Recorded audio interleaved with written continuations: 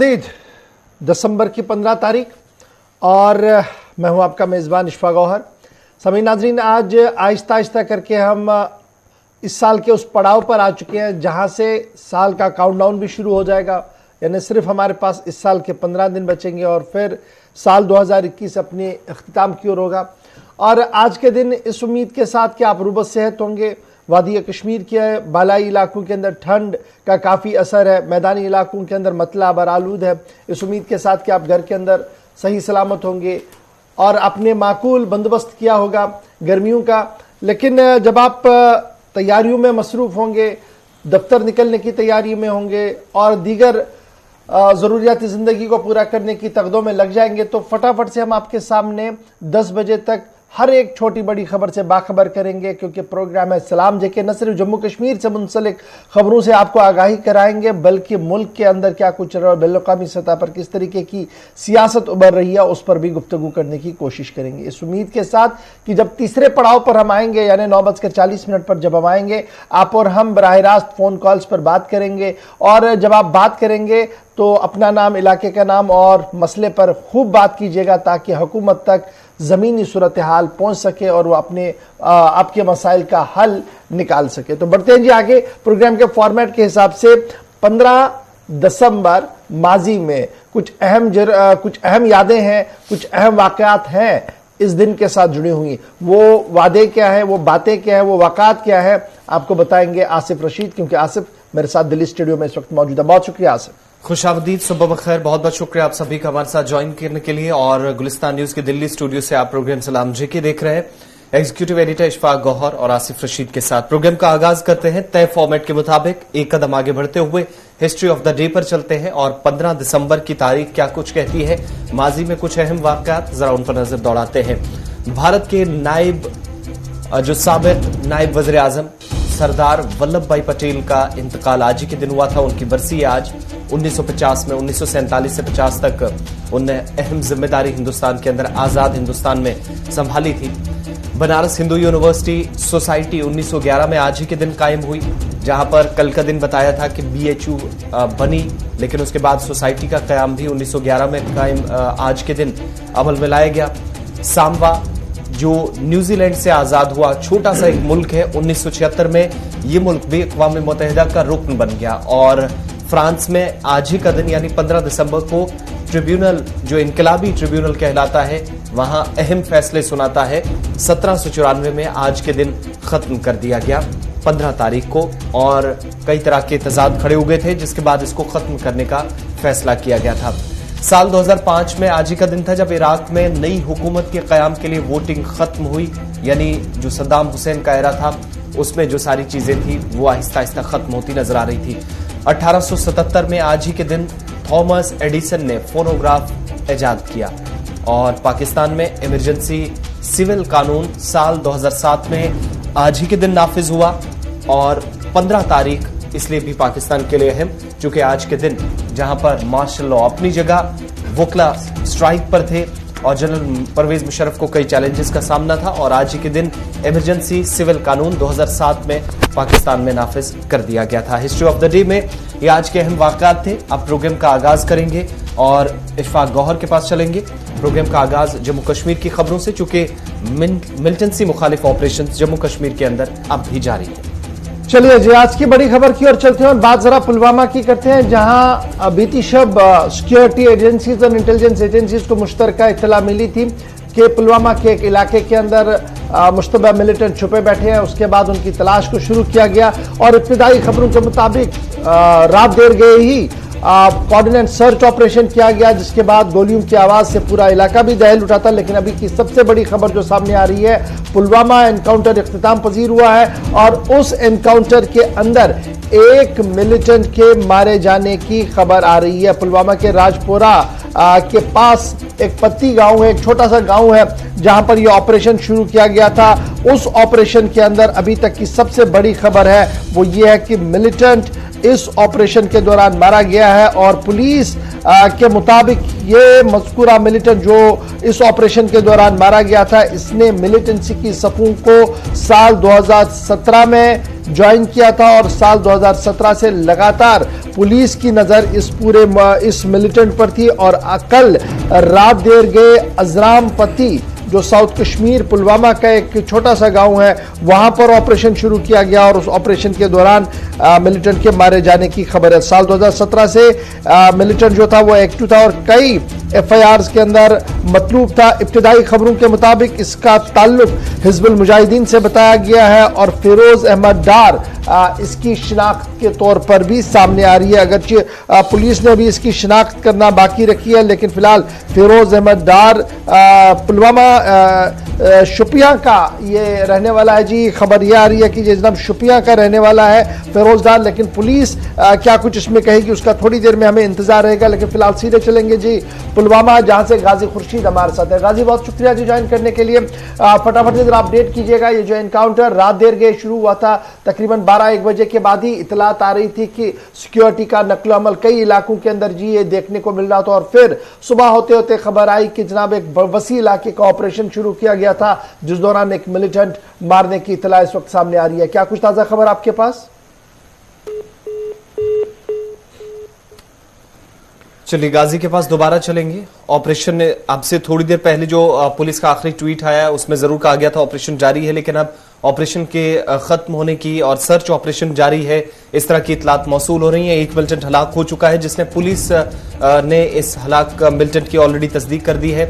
Official confirmation police की तरफ से मिलिटेंट की शनाख्त के हवाले से होना बाकी है, लेकिन जहां तक एनकाउंटर्स का ताल्लुक है तो वादी कश्मीर में इस साल भी, जहां पर दिसंबर का महीना इंतहाई जो है एक तरह से सिर्फ ये कहा जाए कि एनकाउंटर्स के लिए या शूट आउट्स या मिलिटेंट मुखालिफ ऑपरेशंस के लिए ही ये महीना भी पहले 15 दिन इसी तरीके से गुजरे हैं। सेंट्रल कश्मीर से साउथ कश्मीर तक इस बार सबसे ज्यादा ऑपरेशंस हुए। थोड़ी देर में श्रीनगर की भी बात करेंगे, लेकिन पहले पुलवामा चलते हैं। गाजी आ गया, गाजी हमारे साथ हैं। गाजी, क्या कुछ तफसीलात हैं इस वक्त के जो ऑपरेशन चल रहा है, क्या कुछ मजीद तफसीलात है आपके पास? जी मैं बता दूं, इस वक्त मैं एनकाउंटर साइट पे मौजूद हूं, जहां पे गुज़श्ता शब को ही फोर्सेस ने इस इलाके को उस समय मुहासरे में लिया था जब फोर्सेस को यहाँ की इतला मिली थी कि यहाँ पे मिलिटेंट्स की मौजूदगी है। तो उसी के आधार पर फोर्सेस ने इस वसी इलाके को मुहासरे में लिया और करीबन 8 बजे ही ये इलाका जो है उजराम पथरी जो पुलवामा और शोपियां के बीच में आता है, इसी एरिया को फोर्सेस ने 8 बजे से ही मुहासरे में लिया और घर घर तलाशी कार्रवाई शुरू कर दी। तो जो ही फोर्सेस ने उस मुकाम तक जाने की कोशिश की जहाँ पे उन्हें ये इत्तला फराम की गई थी कि यहाँ पे मिलिटेंट्स मौजूद है, तो वहां पे छुपे मिलिटेंट ने पहले ही फोर्सेस पे फायरिंग शुरू कर दी, जिसके नतीजे में यहाँ पे एक एनकाउंटर शुरू हुआ जो करीबन पूरी रात जारी रहा और रुक रुक के पूरी रात को यहाँ पे गोलियां चल रही थी दोनों तरफ से। और इस समय जो एनकाउंटर है, एनकाउंटर साइट से एक डेड बॉडी को वहां पे रिकवर किया गया है जिसमें एक मिलिटेंट को मारा गया है जो हिजबुल मुजाहिदीन से वाबस्ता बताया जाता है और जिसकी पुलिस ने भी बाकायदा तौर तस्दीक की है। और ये जो मिलिटेंट है मुकामी का बताया जाता है और इस समय की जो सूरत हाल है, यहाँ पे ये जो एनकाउंटर है वो खत्म हुआ है और यहाँ पे एक डेड बॉडी को रिकवर किया गया है। जो मिलिटेंट मारा गया है वो हिजबुल मुजाहिदीन से वाबस्ता। अच्छा जी गाजी, ये बताइएगा क्या ये रिहायशी इलाके के अंदर एनकाउंटर हुआ था या बाहर कहीं खेत के अंदर या बागात के अंदर हुआ था? कहां पर यह एनकाउंटर चल रहा था? देखिए मैं आपको बता दूं, जहां पे ये एनकाउंटर हुआ है ये बिल्कुल आबादी, ये जो बस्ती है बस्ती में ही ये एनकाउंटर हुआ है और ये मिलिटेंट जो इस एक मकान में छुपा बैठा था और फिर वो बाहर निकल के उसने बाकायदा तौर फायरिंग करके वो बाहर आया और बाहर उसको ये जो है फोर्सेस ने उसको मार गिराया। बिल्कुल आबादी वाला इलाका है, बस्ती है, बस्ती में ही एक मकान में मिलिटेंट छुपा बैठा था और फिर वो बाहर आया है। लेकिन किसी भी तरह का ये जो मकान में कोई उतना ज्यादा नुकसान नहीं है, लेकिन इलाके का जो मुआवजा था वो अब हटा लिया गया है और यहाँ पे एक बॉडी को रिकवर किया गया है। जो मिलिटेंट मारा गया वो हिजबुल मुजाहिदीन से वाबस्ता बताया। बहुत बहुत शुक्रिया जी हमारे साथ ज्वाइन करने के लिए, क्योंकि इब्तिदाई खबरों के मुताबिक साल 2017 में मिलिटेंसी की सफों में यह मिलिटेंट शामिल हुआ था। सरकारी तौर पर अगरचे अभी नाम आना बाकी है, लेकिन जराया से जो हमारे पास खबर आई थी वो हमने आपके सामने रख दी कि जिला शोपियां से इसका ताल्लुक बताया जा रहा है और मकामी मिलिटेंट था।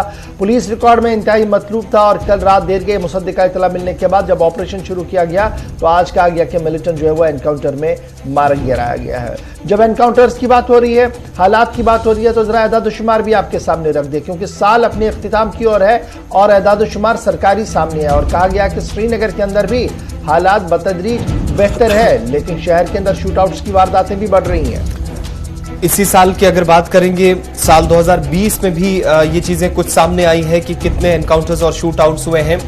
साल 2020 और 21 श्रीनगर के लिए भी, हालांकि 20 में काफी कम शूटआउट्स या एनकाउंटर्स इस तरीके से हुए हैं। पिछले इस साल के दौरान आप देखेंगे तो कुल मिलाकर 20 एनकाउंटर्स और शूटआउट्स शहर के आसपास या शहर के बीच वाले इलाकों में हुए हैं। इसलिए श्रीनगर भी इस बार हाई सिक्योरिटी जोन्स तो बहुत सारे थे, लेकिन वो एरियाज जहां पर सिक्योरिटी बहुत ज्यादा थी उन एरियाज के अंदर भी मिलिटेंट्स को भी टारगेट किया गया और मिलिटेंट्स ने भी सिक्योरिटी फोर्सेस को टारगेट किया। ये भी ऑफिशियली कंफर्मेशन बार बार की जाती रही है, जिसका गुज़श्ता दिनों हुआ हमला भी एक तरह से इसकी तस्दीक करता है। लेकिन कुल मिलाकर 20 मिलिटेंट अलग अलग एनकाउंटर्स में मारे गए और 9 एनकाउंटर्स श्रीनगर शहर में हुए हैं अभी तक, जो ऑफिशियल कंफर्मेशन है। इस हिस्से के अंदर यानी श्रीनगर सिटी के अंदर, जहां पर दिलबाग सिंह पुलिस सरबराह जब शुरुआत में आए थे तो कहा था कि इस वक्त श्रीनगर के अंदर 5 से 6 मिलिटेंट्स, जो उनका बयान था जिसमें मीडिया के सामने खुले तौर पर उन्होंने कहा था कि 5 से 6 मिलिटेंट्स हैं और मिलिटेंसी के खिलाफ जीरो टॉलरेंस वाली नीति पे पुलिस या दीगर फोर्सेस काम कर रही हैं और मिलिटेंसी फ्री जोन श्रीनगर को एक तरह से उन्होंने कहा था। लेकिन वहां से अब तक की सारी सूरत हाल, दिसंबर 15 तक आप देखेंगे तो 20 मिलिटेंट्स मारे गए हैं। इनमें कुछ पाकिस्तानी भी बताए गए और कुछ मकामी अलग अलग शूट आउट्स हुए, एनकाउंटर्स हुए। लेकिन जहां तक ओवरऑल शहर की या श्रीनगर का ताल्लुक है साल 2021 के हवाले से, तो 20 के मुकाबले पुलिस ही ये खुद मानती है कि 2021 में रिक्रूटमेंट्स भी श्रीनगर सिटी तक बहुत ज्यादा हुई, यानी जिनमें मकामी लोग भी, मकामी मिलिटेंट्स भी थे और फॉरेनर्स भी इनमें मारे गए। अब्बास शेख एक टीआरएफ का कमांडर था, इसकी हलाकत हुई थी और पुलिस ये मानती है कि वो जब से मारा गया है रिक्रूटमेंट ग्राफ जो है थोड़ा सा नीचे आया है, चूंकि वो कुलगाम का था लेकिन श्रीनगर में ऑपरेट करता था पुलिस बयान के मुताबिक, और श्रीनगर में इसलिए मुख्तलिफ इलाकों के अंदर नक्लो हरकत मिलिटेंट्स की देखी गई थी। लेकिन पुलिस के साथ साथ दीगर इदारे भी, जो एजेंसियां काम करी, वो ये भी मानती हैं कि लॉ एंड ऑर्डर की सिचुएशन जरूर कंट्रोल में है, लेकिन सूरत हाल ऐसी जरूर बनी है कि जहां पर मजीद फोर्सेज की तैनाती, एक्स्ट्रा बंकर्स, सीसीटीवी कैमरों को नस्ब करना या फोर्सेज की इजाफी नफरियों को अलग अलग इलाकों में तैनात करना, ये तमाम चीजें जमीनी सतह पर अमलाई भी गई हैं इशफाक, और इसीलिए साल 2021 में भी श्रीनगर एक तरह से हाई सिक्योरिटी जोन वादी के अंदर बना हुआ है। जनाब, रवां साल दिसंबर है जी और 15 तारीख आज और 2021 अपने अख्तिताम की ओर है, तो एदाद-ओ-शुमार भी सामने आए और 30 सिविलियंस मारे गए हैं जी इस रवां साल के दौरान अब तक। अल्लाह करे कि अब किसी सिविलियन की जान ना जाए, किसी सिक्योरिटी अमले की जान ना जाए। तो फिलहाल 30 लोगों के एदाद-ओ-शुमार सामने आए हैं, जिसमें कहा गया कि 5 लोकल हिंदू और सिख फिरके से वाबस्ता है जी, 5 नॉन लोकल लेबरर्स और वेंडर्स है जो मारे गए और 22 कश्मीरी मुसलमान थे जिन्हें गोलियों का निशाना बनाया गया, और उसमें वो कश्मीरी पंडित शॉपकीपर जो एक दुकान पर सेल्समैन की हैसियत थे गुज़श्ता दिनों, वो भी इसमें गिना गया। तो 30 लोगों के फिगर्स भी सामने आए और यह भी कहा गया कि 2 डिकेड्स के अंदर यह पहला मौका है जी जब श्रीनगर के अंदर सिक्योरिटी फुटप्रिंट्स को बढ़ाया गया। जैसे आसिफ आपको बता रहे कि इजाफी बंकर्स लगा दिए गए, सीसीटीवी कैमराज लगा दिए, कह रहे 1990 के बाद यह पहली बार दोबारा से था जी जब इस तरीके की सूरत हाल दोबारा से देखने को मिली, और इसकी अक्कासी आपको उमर अब्दुल्ला के बयानात में भी 2-3 दिन से जो वो दे रहे हैं उसमें भी कहीं ना कहीं मिल जाएगी। इसके बाद जी जो एदाद-ओ-शुमार बताए जा रहे हैं वो भी ये भी बताए जा रहे हैं कि जैश-ए-मोहम्मद मिलिटेंट आउटफिट तंजीम, ममनुआ तंजीम जो है, ऑफिशियल फिगर्स ये बता रही है कि कमोबेश 50 लोगों को, 50 नौजवानों को वो इस साल रवां साल के दौरान रिक्रूट करने में कामयाब हुई है। ये इंटेलिजेंस एजेंसीज की तरफ से दावा पेश किया गया है। ताहम उनका यह भी माना है कि अक्सर मिलिटेंट जो नए मिलिटेंट्स थे या तो वो शूटआउट्स में मारे गए या मेजर रिक्रूटर जो उनमें था जिसका आसिफ ने पहले भी नाम लिया वो मार दिया गया, जिसके बाद सूरत हाल तब्दील होती हुई नजर आ रही। तो एक तरफ से एनकाउंटर की डिटेल थी, उसके बाद इस साल के दौरान क्या कुछ हुआ है वो हमने आपके सामने बात रख दी है। बढ़ते हैं जी आगे, बात जरा हदबंदी की भी बताते हैं आपको। और आपको याद होगा कि हदबंदी कमीशन को लेकर कल भी हमने आपको खबर बताई थी कि नेशनल कॉन्फ्रेंस के मेंबरान मीटिंग का हिस्सा बनेंगे। और आज तस्दीक के साथ जो खबर सामने आई है हदबंदी कमीशन के हवाले से वो ये है कि हदबंदी कमीशन ने अपना एजेंडा मेंबरों को सौंप दिया है। हदबंदी कमीशन की तरफ से बाज़ाब्ता तौर पर रिलीज किया गया है एजेंडा, जो 20 तारीख की मीटिंग का एजेंडा था। हदबंदी कमीशन ने 20 दिसंबर के इजलास का एजेंडा जारी कर दिया गया है और ये कहा है कि जनाब सभी एसोसिएट मेंबर्स को मेल किया गया है। पहले मेल पे दावतनामा आया था, इंटरनेट के यानी टेक्नोलॉजी का इस्तेमाल किया गया था।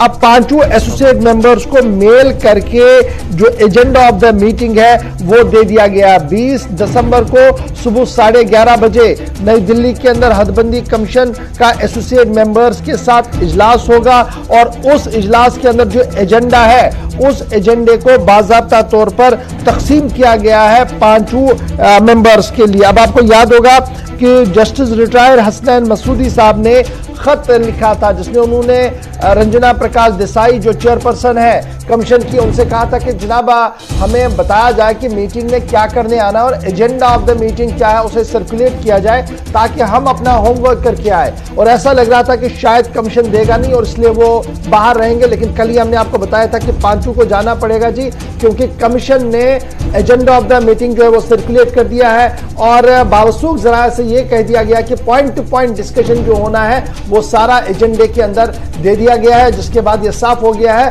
कि अब पांचों मेंबर जो है उन्हें जाना पड़ेगा क्योंकि अब एजेंडा भी आ गया है। इससे पहले एक मुलाकात भी हुई है और इस मीटिंग के बाद एसोसिएट मेंबर्स की मीटिंग के बाद एक खाका जो है वो अवाम के लिए रख दिया जाएगा, जिसके बाद रिएक्शंस आएंगे और हतमी रिपोर्ट जो है वो मरकज को सौंपी जाएगी। तो कहीं ना कहीं हदबंदी कमीशन जो है वो आहिस्ता आहिस्ता अपनी कोशिशों में तेजी ला रहा है। और प्रेजेंटली जब आप सिनेरियो को देखेंगे जी, कहा जा रहा है कि इस बार डिस्ट्रिक्ट वाइज एक बड़ी बात जो इसमें आ रही है कि डिस्ट्रिक्ट वाइज जो सीटें हैं उनको देखा जाएगा कि किस जिले के अंदर कितनी सीटें और उनकी हदबंदी कैसी है और उन हदबंदियों को किस तरीके से दोबारा करना है। यही वजह कि ये पूरा मामला जो है एसोसिएट मेंबर्स के साथ जो है वो शेयर कर दिया गया है। प्रेजेंटली जम्मू रीजन की जहां पर बात करें, जहां पर सबसे ज्यादा उम्मीद है जी हदबंदी कमीशन को कि कोई मिरेकल होगा और बड़ी चीजें जो वो आसान होगी, उसमें जम्मू रीजन की जब आप बात करते हैं तो जम्मू डिस्ट्रिक्ट के पास सबसे ज्यादा सीटें हैं, 11 सीटें वहां पर हैं। उसके बाद कठुआ, राजौरी, उधमपुर, रियासी, पुंछ, सांबा, रामबन, किश्तवाड़ और डोडा बिलतदरीब सीटें जो है वो तकसीम की गई है। ताहम सबकी नजरें इसलिए भी इस बार हदबंदी कमीशन पर रहेंगी क्योंकि ST SCs की रिजर्वेशन, उसके बाद कश्मीरी पंडित्स की रिजर्वेशन, ये किस तरीके से इनर एडजस्टमेंट होगा, ये गेम चेंजिंग हो सकता है आने वाले चुनाव के अंदर। तो इसलिए सबकी नजरें अब लगेंगी जी 20 दिसंबर पर, जिस दिन हदबंदी कमीशन ने 11:30 बजे नई दिल्ली के अंदर इजलास को तलब किया और पहले ही ये आसार थे कि सारे मेंबर जाएंगे। अब लेकिन इट इज होप सो कि नेशनल कॉन्फ्रेंस की तरफ से भी ऑफिशियल अनाउंसमेंट आज शाम तक आ जाएगी कि क्या वो इस मीटिंग का हिस्सा बनेंगे या नहीं। हमने बड़ी कोशिश की थी कि हसनैन मसूदी साहब के साथ रब्ता हो पाए, बात कर पाए उनसे, क्योंकि लगातार वो इस पर बात कर रहे थे, लेकिन आज बात नहीं हो पाई है। फिलहाल खबर ये कि मेल कर दिया गया है जी सब लोगों को और सबसे कह दिया गया कि वो मीटिंग के अंदर आएंगे क्योंकि एजेंडा जो है वो दे दिया गया है।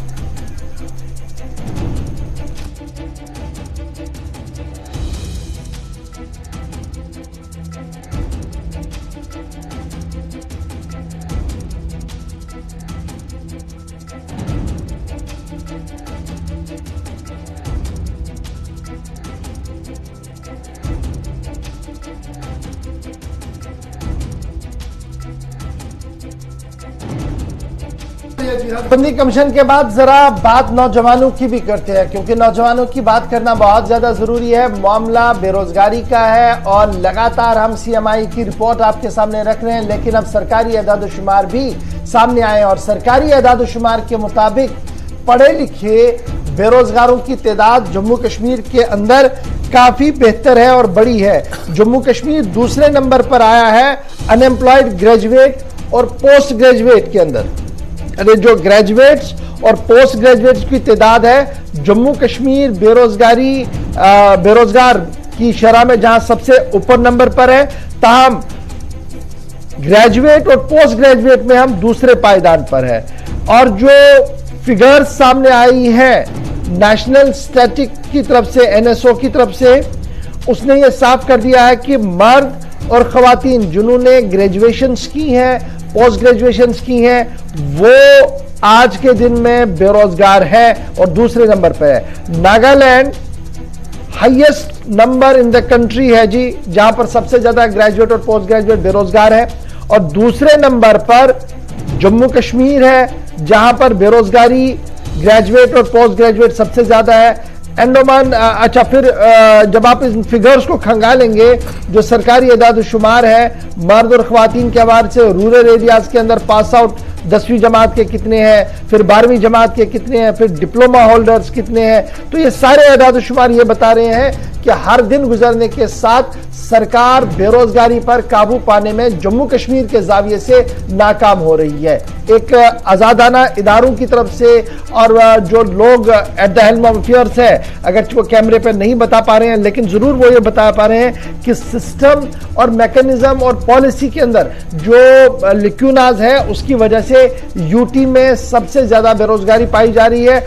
और जिस तरीके से पढ़े लिखा नौजवान अब बेरोजगार हो रहा है, इससे हालात और अबतर हो सकते हैं। सीधे श्रीनगर चलेंगे जहां से हिलाल हांजुरी हमारे साथ है। हिलाल, एदाद-ओ-शुमार बताइएगा हमारे नाजरीन को क्या कुछ है, क्योंकि NSO का डाटा सामने आया है और यह डाटा यह बता रहा है कि सबसे हाईएस्ट अगरचे दूसरे नंबर पर यूटी जम्मू कश्मीर है, लेकिन जब हम एदाद-ओ-शुमार देखते हैं 10वीं 12वीं और फिर ग्रेजुएट पोस्ट ग्रेजुएट्स की, तो एक लंबी फहरिस्त हमारे हाथ में है जो हर साल बढ़ रही है और हर साल इसमें इजाफा हो रहा है। ये एदाद-ओ-शुमार देखने इसमें चीज साफ हो गई है कि जम्मू के अंदर जो तालीम हासिल करने का जो इंडेक्स है वो काफी ऊपर है। यानी जम्मू कश्मीर के अंदर जो तालीम का रुझान है वो किसी हद तक बेहतर है, जैसे कि इसमें इस सर्वे में दिखाया गया है कि किस तरह से चाहे पोस्ट ग्रेजुएट्स हो या ग्रेजुएट्स हो, ये दूसरे पायदान पर हम पूरे मुल्क के अंदर है।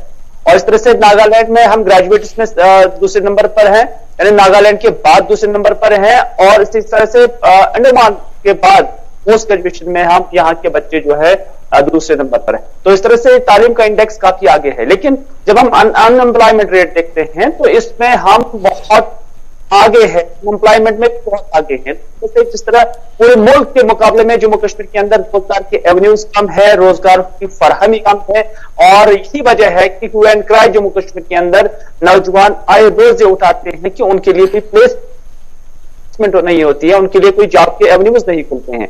जो एदाद-ओ-शुमार मेरे पास है कि 12th के बाद जो 12th पास स्टूडेंट्स हैं उनकी अनएम्प्लॉयमेंट शरह 9.8 है, इस तरह से ग्रेजुएट्स की 14.9 है और पोस्ट ग्रेजुएट्स की 7.9 है, और ये हम सिर्फ मेल की बात करते हैं। इस तरह से फीमेल के अंदर भी जब हम देखते हैं तो 12.8, 13.9 और 10.8 और 44.8% की जो ये अनएम्प्लॉयमेंट जम्मू कश्मीर के अंदर है, ये कहीं ना कहीं एक सरकार के लिए होश के नाखून देने वाली बात होती है, क्योंकि एवेन्यूज क्रिएट करना सरकार का काम है, प्राइवेट सेक्टर में आ जाना, क्योंकि जब से एप्लीकेशन ऑफ आर्टिकल 370 हुआ उससे पहले जब हम देखते हैं तो ये रेट बहुत कम थी। अनएम्प्लॉयमेंट रेट जम्मू कश्मीर के मुकाबले में, नेशनल इंडेक्स के मुकाबले में कम थी, लेकिन अब इसमें काफी इजाफा हो रहा है, क्योंकि कुछ मुद्दत से हम देख रहे हैं कि सरकारी स्तर पर भी अब रोजगार के मौके कम हो गए हैं, और प्राइवेट स्तर में जो कि कश्मीर के अंदर जो हालात बनते हैं उसकी वजह से प्राइवेट सेक्टर भी इसके शिकंजे में आ जाता है, या उसके अंदर एवेन्यूज जो है वो स्क्वीज हो जाते हैं।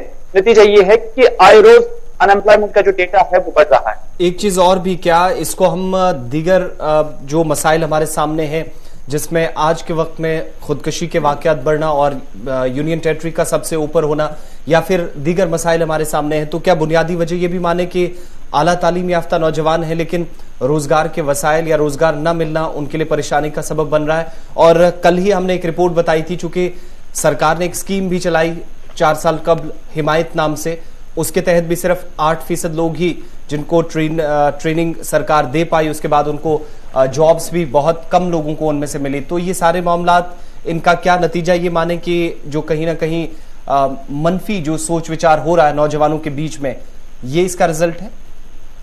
देखिए आसिफ, अगर हम इसी डेटा को खंगालेंगे तो लगभग 52% जहां तक मेरी याददाश्त है वो ऐसे लोगों की है जो अभी अनएम्प्लॉयड है, जिनका डिप्लोमा है या जिनका कोई सर्टिफिकेट कोर्स है या जिनका कोई प्रोफेशनल कोर्स है। वो certificate course, professional course, diploma course सारे इस वजह से किए जाते हैं कि प्रोफेशनल कोर्स होते हैं, उन्हें कोई जॉब एवेन्यू कहीं से मिल जाए। लेकिन इसकी तादाद सबसे ज्यादा अनएम्प्लॉयमेंट की है यहाँ कश्मीर, जम्मू कश्मीर के अंदर। तो इसमें भी कोई शक नहीं, जब माहिरीन अफसाद के साथ बात करते हैं तो उनके अंदर भी ऐसे केस, उनके साथ बात करने के बाद ये पता चलता है कि जो लोग खुदकुशी करते हैं, जो लोग डिप्रेशन के शिकार होते हैं, उनमें ज्यादातर तादाद जो है ऐसे लोगों की है जिनके पास जॉब नहीं है, जिनके पास जराए आमदन नहीं है, जिनके पास काम करने का कोई वसीला नहीं है, और वो अलग अलग तरह से डिप्रेशन के शिकार हो जाते हैं। और जब किसी में डिप्रेशन की लेवल हाई हो जाती है, एंजाइटी की लेवल हाई हो जाती है, तो वो खुदकुशी करने पर मजबूर हो जाते हैं। तो इस तरह से इसमें कोई शक नहीं कि जो लोग आज खुदकुशी के शिकार भी हो रहे हैं, उनमें अनएम्प्लॉयमेंट भी एक बहुत बड़ा रोल जो है नेगेटिवली अदा कर रही है। बहुत शुक्रिया जी हमारे साथ ज्वाइन करने के लिए। जरा फटाफट से याद रखिएगा जो एनएसओ की रिपोर्ट सामने रखे गए हैं उसमें क्या कुछ कहा गया है। सरकारी आदादशुमार कह रही है कि जनाब रूरल एरियाज के अंदर जो पास आउट्स हैं 10वीं जमात के जो हैं वो 1.6%, उसके बाद वो आगे चले गए, उन्होंने 12वीं जमात भी पास की तो 9.8% इसकी शरह चलेगी।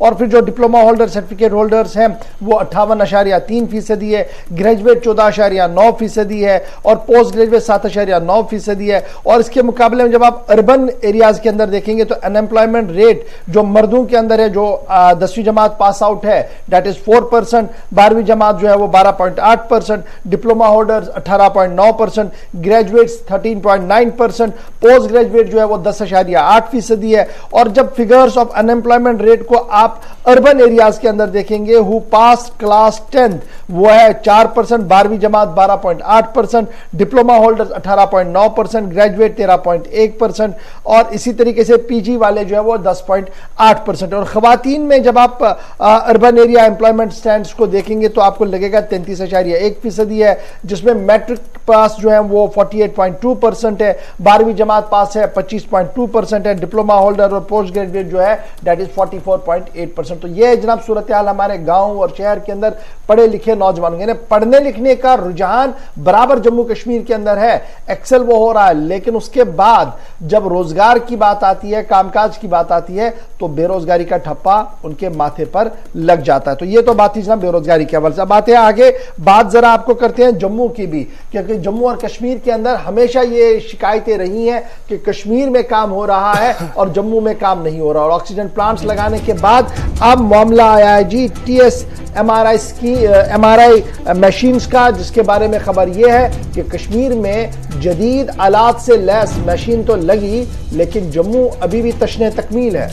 बिल्कुल, ये पहली बार ऐसा हुआ है जब जम्मू के अंदर मशीन को अपग्रेड किया गया हो, कश्मीर के अंदर माफ कीजिएगा, लेकिन जम्मू के अंदर जो इंतजार है वो फिलहाल तवील होता जा रहा है। और इस मशीन पर सरकार की तरफ से 6.5 करोड़ रुपए पहले ही मशीन को इसकी सैंक्शन के लिए कैपेक्स बजट से GMC जम्मू को दिया जा चुका है, जम्मू के अंदर अब भी नहीं लगी है। लेकिन जहां तक कश्मीर का ताल्लुक है तो 3 टेस्ला MRI मशीन जो ऑलरेडी MRI मशीन्स लगी थी उनको अपग्रेड करके नई टेक्नोलॉजी का इस्तेमाल अस्पतालों के अंदर किया गया है। और जो मुतलका हुकाम की यानी health and medical education department की मीटिंग हुई है जिसमें ये मामला कई बार उठा है। और 18/1/2019 में उस वक्त जो एडवाइजर थे उस वक्त के गवर्नर के विजय कुमार, उनके नोटिस में जब मामला लाया गया था तो उनने डायरेक्शन उस वक्त भी दी थी और फौरी तौर पर मुतलका हुकाम को और एजेंसी से भी कहा गया था कि टेंडर फ्लोट करे और इस पर काम शुरू करे, क्योंकि मजीद इस पर रकम भी खर्च करनी थी, पैसा मंजूर करवाना था, वो सारी चीजें। और तब से लेकर 18/1 यानी जनवरी 2019 के बाद जाकर 15 दिसंबर तक 2021 के इस आखिरी महीने में जाकर वस्त में जाकर बिलाखिर इंतजामिया की तरफ से वो जो कोशिश जनवरी में शुरू हुई थी आज जाकर कंप्लीट हुई है। और कश्मीर के अंदर इस फिलहाल मंसूबे के तहत कि जो 3 टेस्ला MRI मशीन है उसको तो अपग्रेड कर दिया गया, लेकिन जम्मू के अंदर इंतजार और भी फिलहाल करना पड़ेगा। अगरचे 6 करोड़ से ज्यादा की रकम GMC के खाते में डाली गई है, उन्हें दी गई है, इजाजत है खर्च करने की, लेकिन फिलहाल अभी तक मशीन को कैपेक्स बजट से पैसा मिलने के बाद भी अपग्रेड नहीं किया जा सका। दो बड़ी टेक्निकल बातें हैं, ये नहीं कि जनाब काम नहीं हुआ। जो मेडिकल काउंसिल है उनको ये कहा गया, जो MSCL है उन्हें कहा गया कि जनाब प्रोसेस करें, उन्होंने प्रोसेस किया बाज़ाब्ता तौर पर, और बाज़ाब्ता तौर पर जो ऑर्डर प्लेस किया गया that was on 26/9/2009 Philips medical system Netherland को कहा गया कि वो आके ये इंस्टॉल करें, और स्टेट लेवल परचेज कमेटी ने भी इसको क्लियर किया था जी 1/8/2019 को, लेकिन न तो फिलिप्स की तरफ से कोई पेशरफ की गई और ना ही इंतजामिया ने इसकी जहमत गवा रखी। तो उनसे पूछते कि जनाब आपने तो इंटरेस्ट लेटर ऑफ इंटरेस्ट दिया था, उसका क्या हुआ, आप ये मशीन क्यों नहीं लगा रहे। तो फिलहाल मामला जनाब अस्पताल का है। तो इस हवाले से एक और बड़ी खबर भी आपको बताते चले, क्योंकि जम्मू से ही खबर यह है कि फॉरेंसिक लेबोरेटरी जम्मू के अंदर अब बाज़ाब्ता तौर पर DNA डिवीजन जो है वो खोल दिया गया है। बिल्कुल, इंतजामिया की तरफ से फॉरेंसिक लेबोरेटरी जम्मू के अंदर DNA जिस पर काम चल रहा था और DNA डिवीजन के कयाम को मंजूरी दे दी गई है, और शालीन काबरा जो कि प्रिंसिपल सेक्रेटरी हैं महकमा दाखिला की, उनकी तरफ से एक हुक्मनामा जारी हुआ है जिसमें तब्दीलियां कुछ अफसरान की भी की गई हैं, और लेबोरेटरी श्रीनगर से असिस्टेंट साइंटिफिक अफसर DNA, उसके बाद laboratory assistant forensic laboratory Jammu के शोबा साइबर डिवीजन से लैब्स को तब्दील करने के लिए पहले मंजूरी दी गई और अब DNA डिवीजन में इसे तैनात कर दिया गया है। हुक्मनामे में कहा गया है कि DNA डिवीजन जम्मू के अंदर फॉरेंसिक लेबोरेटरीज में एक साइंटिफिक अफसर काम करेगा, इसके अलावा एक असिस्टेंट साइंटिफिक अफसर काम करेगा, एक लैब असिस्टेंट काम करेगा और 2 लेबोरेटरी इंटेंडेंट आज के वक्त में भी यहां काम करने के लिए सरकार की तरफ से हरी झंडी दिखा दी गई है, और इंतजामी अफसर के ओहदे का सरनौ तयन अमल में लाया जाएगा। एक और पोस्ट की क्रिएशन जो ऑलरेडी यहां हुई थी उस पर भी अफसर को तैनात किया जाएगा। यानी कुल मिलाकर आप देखेंगे तो फॉरेंसिक लेबोरेटरी जम्मू के अंदर DNA डिवीजन के कयाम को मंजूरी दे दी गई है, और होम डिपार्टमेंट की तरफ से भी इसमें मजीद पेशरफ्त करते हुए बेहतर तिब्बी सहूलियात हों इसके लिए इकदाम कर लिया गया है। चलिए जी, वक्त हो गया जी पहले ब्रेक का, यानी पड़ाव का पहला मरहला हमारा आ गया। कमर्शियल ब्रेक के लिए रुक रहे हैं, ब्रेक के उस पार आएंगे तो आपको बताएंगे कि कश्मीरी पंडितों को लेकर जो सबसे बड़ी सियासत मुल्क भर के अंदर हो रही है उनकी सूरत हाल क्या है, पैनल ने क्या कुछ कहा। उसके बाद आपको यह भी बताएंगे कि हर घर जल और नल होगा, इस सिलसिले में मरकजी हुकूमत ने फराख दिलाना इमदाद का ऐलान कर दिया है, और साथ साथ वजारत दाखिला की एक रिपोर्ट सामने आई है। रिपोर्ट क्या कुछ कह रही है, जमीनी सूरत हाल क्या कुछ है, इस पर तफसीली बात करेंगे छोटे से वक्फे के फौरन बाद।